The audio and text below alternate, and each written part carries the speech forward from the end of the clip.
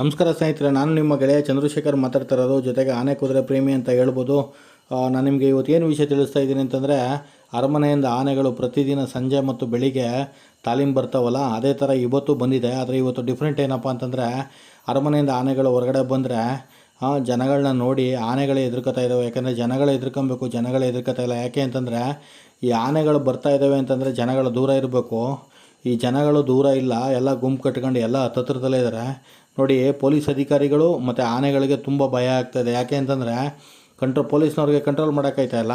ಆನೆಗಳು ಜನಗಳು ನೋಡಿದ್ರೆ ತುಂಬ ಹೆದರ್ಕೋತಾ ಇದ್ದಾವೆ. ನೋಡಿ, ಇಲ್ಲಿ ಉಲ್ಟಾ ಹೆಂಗಾಗಿದೆ ಅಂದರೆ, ಜನಗಳೇ ಹೆದರ್ಕೊಂಡು ದೂರ ಇರಬೇಕು, ಈಗ ಆನೆಗಳೇ ಹೆದರ್ಕೊಂಡು ಎಷ್ಟೊತ್ತಿಗೆ ನಾವು ಅರಮನೆಯಿಂದ ಹೊರಗಡೆ ಬಂದರೆ, ಒಳಗಡೆ ಹೋದರೆ ಸಾಕಪ್ಪ, ಈ ಜನಗಳ ಕಾಟ ತಡ್ಕೊಳಕ್ಕಾಗಲ್ಲ, ಆ ಥರ ಆಗ್ಬಿಟ್ಟೈತೆ. ನೋಡಿ, ಆನೆಗಳ ಮುಖದಲ್ಲಿ ಒಂಚೂರು ನಗು ಇಲ್ಲ, ಎಲ್ಲ ಸಪ್ಪೆ ಮುಖದಲ್ಲಿ ನಡ್ಕೊಂಡು ಹೋಗ್ತಾ ಇದ್ದಾವೆ, ನಡ್ಕೊಂಡು ಬರ್ತಾ ಇದ್ದಾವೆ. ಯಾಕೆ ಅಂತಂದರೆ, ಈ ಜನಗಳು ಬಿಡ್ತಾ ಇಲ್ಲ ಅವನ್ನ. ನಾವು ಅರಮನೆ ಒಳಗಡೆ ಹೋಗ್ಬಿಟ್ರೆ